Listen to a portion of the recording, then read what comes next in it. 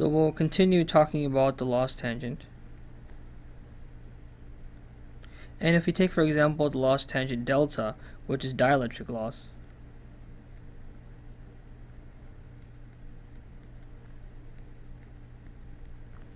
we have it equaling the energy lost divided by the change in the stored energy, either charging the material or discharging. So these parameters are directly equal to the permittivity, complex permittivity. Let's call it under free stress, but we'll get into these other further notations again, divided by the real permittivity. And we said the permittivity can be considered as a complex value, which is equal to the permittivity prime, which is going to be the real value, plus the permittivity double prime. And this is not going to be plus, actually. We're going to explain it's going to be negative, and we're going to say why. So we saw one thing, that there is a phase lag between electric field and polarization called delta. And if we measure that experimentally, we have one sine wave going like this and another one going like this, and they have a phase lag delta. So this is phase lag between the electric field, which is ahead, and the polarization, which is lagging behind, the charge basically, which is developed on the material as a result of the electric field. So due to this lag, we get this delta term. And this delta term exactly corresponds with this term right here. So again, we have for tangent delta, where delta is small, this approximately equals delta itself. So for relatively low losses, we're talking less than 1%, which is a fairly, it's fairly good to assume that the materials you're going to be working with is less than 1% loss. Then we can directly use this phase lag to calculate the tangent delta, which is related to these terms here. The next point and thought of consideration I want to get into is, why do we have this negative right here? Why not positive? Because if we're just considering losses, tangent loss, tangent energy stored, we just need to consider this. So what is the significance of this negative? This negative actually tells us about the interaction between the different parameters, meaning polarization and electric field. So if we draw a complex map out, we'll call this the this is the real part, and this is the imaginary axis.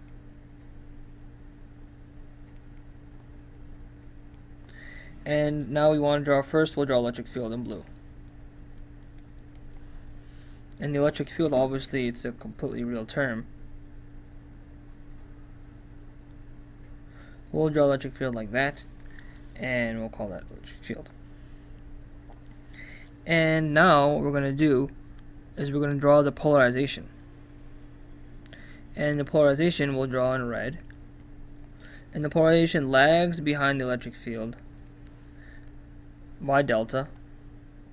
So this is a positive angle. This way is negative angle. So we lag behind this by delta. And we have different components here.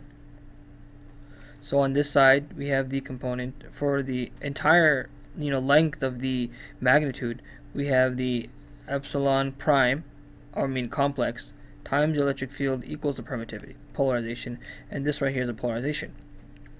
But on the other hand, we have these components, these xy components. So we have this permittivity right here, and we have the real permittivity right here.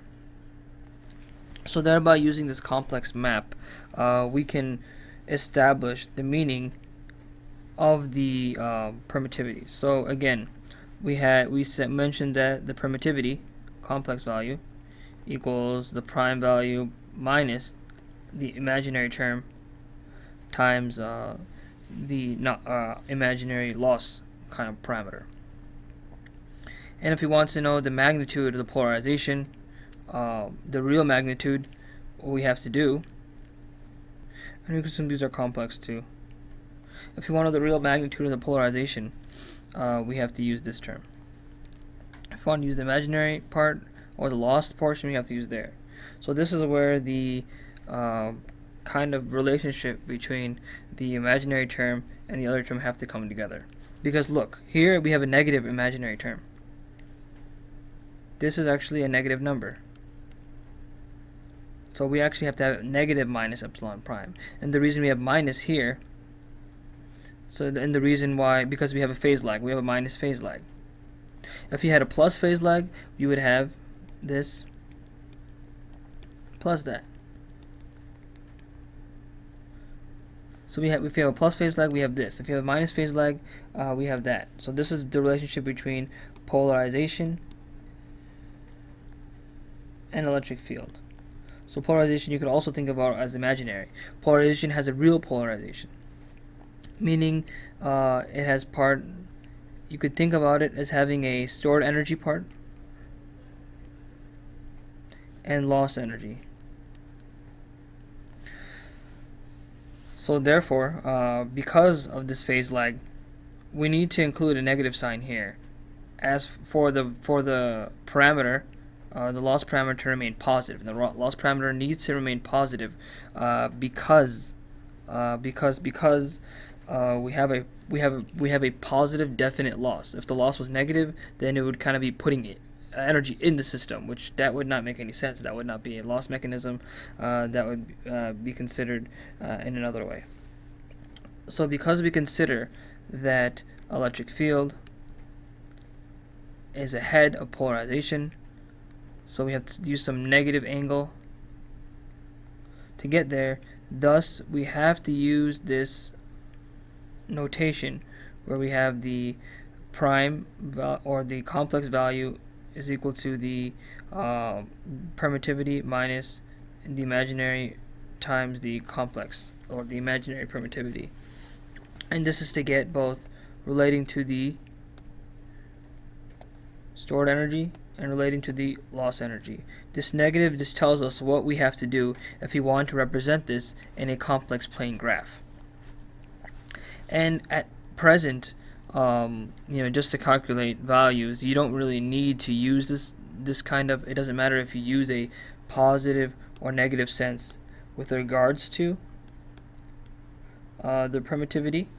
But when we get to now the interaction between the different losses occurring in piezoelectric materials, so we have something called mechanical loss, which similarly it's going to be related to S star, which is going to be S prime plus minus I S prime prime, and this is because this parameter relates to stress and the strain, and the stress is ahead of the strain.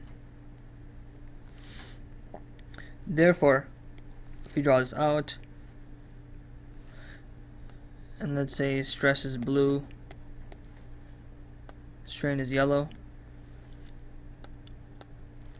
If you draw a positive stress, which you draw right here, let's say on the complex plane graph, let's call this I, we'll call this R. That's a real part, that's R. So we have that as stress. We have resulting strain, which is going to lag behind. It's going to have some angle. In this case, the angle is phi. And the strain is going to be a complex value. You can think about it as complex for energy's sake, but it's not. The real part that you actually see in real life is going to be along this axis, which is going to be S prime times the stress, which is equal to the strain, the actual strain, and you'll have on this side right here the imaginary magnitude. You'll have negative S double prime times the stress equals to the the imaginary, you could say the imaginary strain, but this imaginary strain, if you just did this, if you calculate the energy from this imaginary strain, you would get the loss energy. But this imaginary strain is actually not occurring. It's just used to show losses and how much energy is lost. But if you but the real parameter of interest is this. Well, not the real, but I guess the real that you're actually going to see. You apply a certain stress, you're going to get this strain. You're going to measure. Although the energy that you input into the system, the work that you did is going to be representing the loss, both of these losses, stored, which has to do with this, and loss, which has to do with that. So in the next lecture, we're going to describe the interaction between these losses, and this is why I'm mentioning mentioning that it's important to distinguish these as negative and positive. First of all, to get the mathematical description correct, which the mathematical description needs to be correct in order to utilize it in a phase diagram, where we have the input, and then we have the output, which is a phase lag,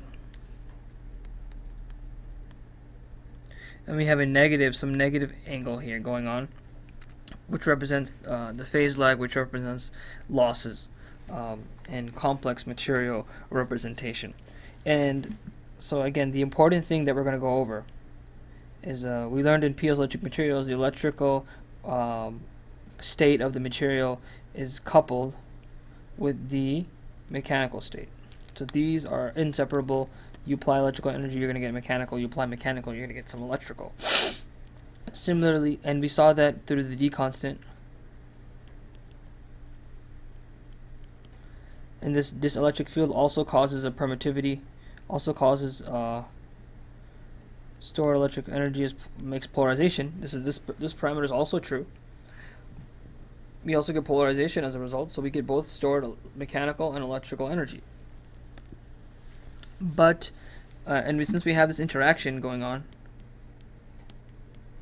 there also must be an interaction going on between the dielectric losses and the mechanical losses, because I mentioned they're going on because of the same reason, which is domain walls.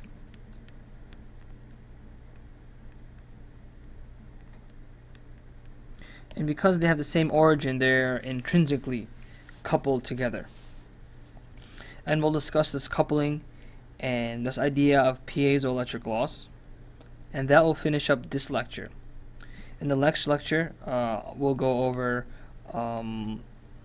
the frequency response of piezoelectric materials, and then after describing the frequency response of piezoelectric materials, we'll describe anisotropy.